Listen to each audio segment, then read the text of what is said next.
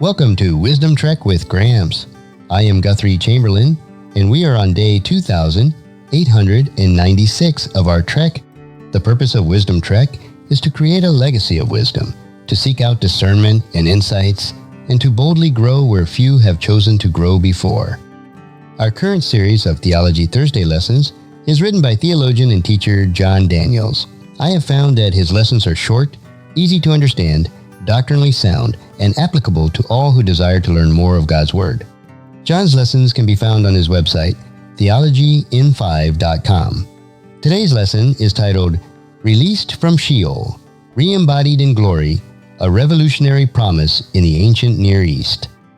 The promise of resurrection and glorified embodiment is so central to Judaism and Christianity that it's easy to overlook how unprecedented the concept was in the world of the ancient Near East. In a cultural landscape dominated by bleak afterlife expectations, the biblical vision of a redeemed, re-embodied existence shattered prevailing norms. The idea that humans might not only escape the grip of death, but rise again in everlasting glory was nothing short of revolutionary. The first segment is Death in the Ancient Near East, a Realm of Shadows. In the cosmologies of Mesopotamia, Canaan, and Egypt, the afterlife was not a place of joy or fulfillment. It was a necessary descent into Sheol, Urkala, or the Egyptian Duat, a dim and dusty realm where all the dead, good or evil, shared the same fate. This was a land of no return, where the dead were stripped of vitality, feasted on dust, and faded into obscurity. In Mesopotamian myth, even kings and gods wept over this fate, and no one, not even the mighty, escaped. These views were not born out of nihilism, but reflected a spiritual realism shared across the ancient world. Sheol and its counterparts like Urkala and Duat were not metaphors. They were real destinations in the cosmology of the time, dreaded places where the dead existed, as weakened, diminished shades. Life was fragile. Disease, war, and disaster struck without warning. The best a person could hope for was to retain a name among the living.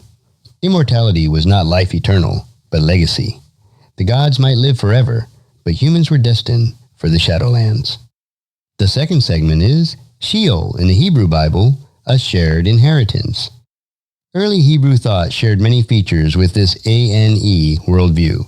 Sheol, as depicted in much of the Old Testament, was not a place of torment or reward, but of silence and forgetfulness. Job lamented that the grave was a place where both the righteous and the wicked went. Psalmists cried out to God, not wanting to descend to Sheol where praise was no longer heard.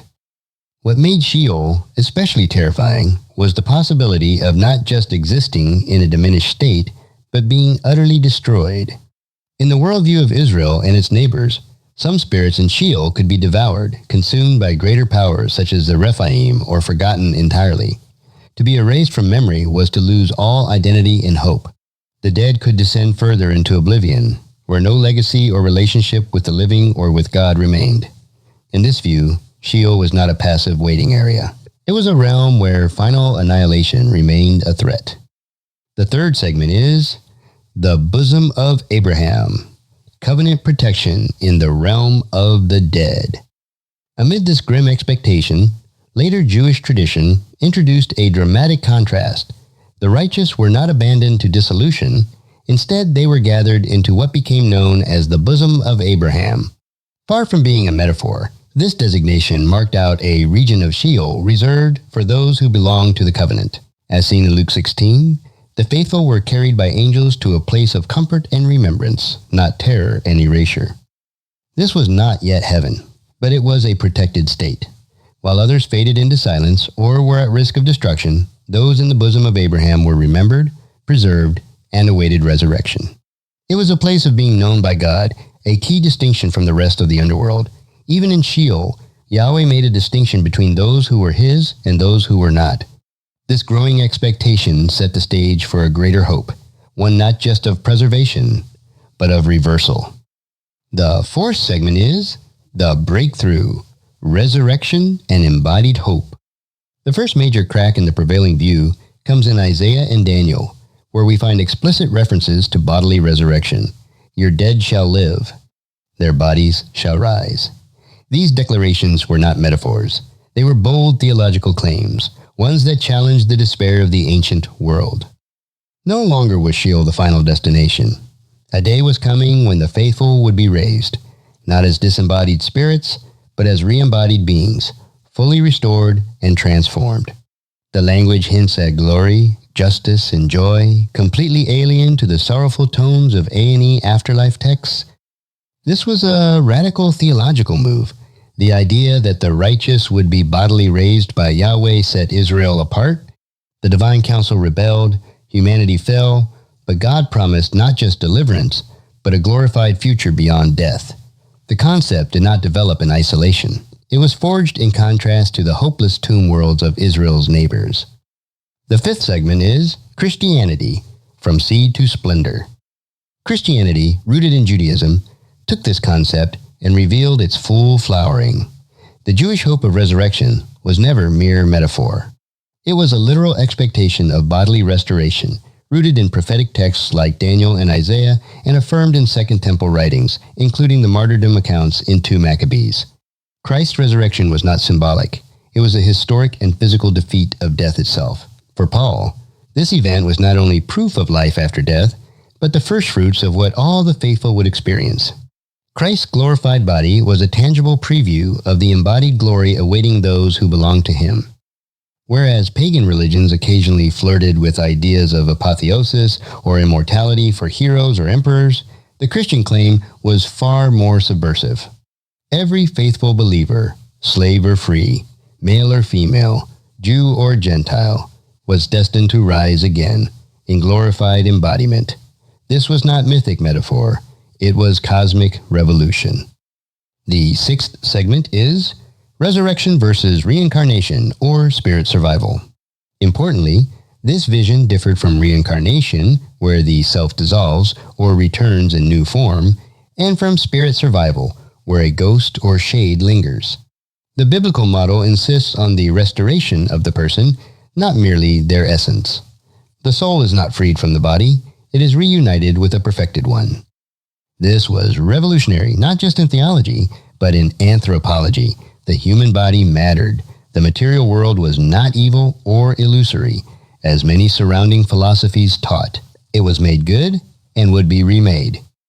In conclusion, in a world where death was final, where the grave was silent, and where the gods offered no escape, the biblical vision of resurrection was not merely hopeful, it was defiant.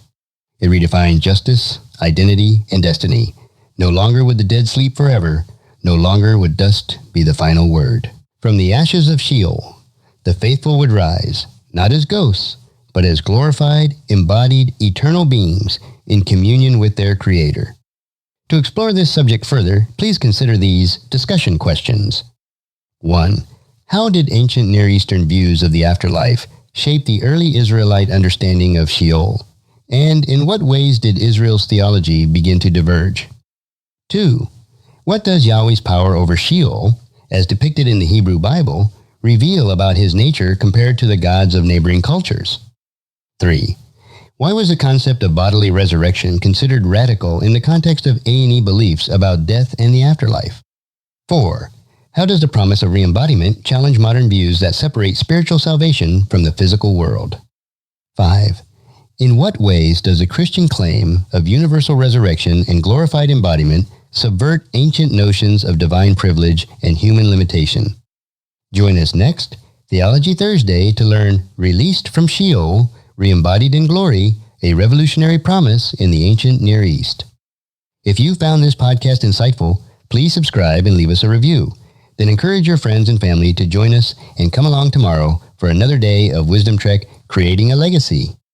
Thank you so much for allowing me to be your guide, mentor, and most importantly, I am your friend as I serve you through this Wisdom Trek podcast and journal. As we take this trek of life together, let us always live abundantly, love unconditionally, listen intentionally, learn continuously, lend to others generously, lead with integrity, leave a living legacy each day. I am Guthrie Chamberlain, reminding you to keep moving forward, enjoy your journey, and create a great day every day. Join me next time for more daily wisdom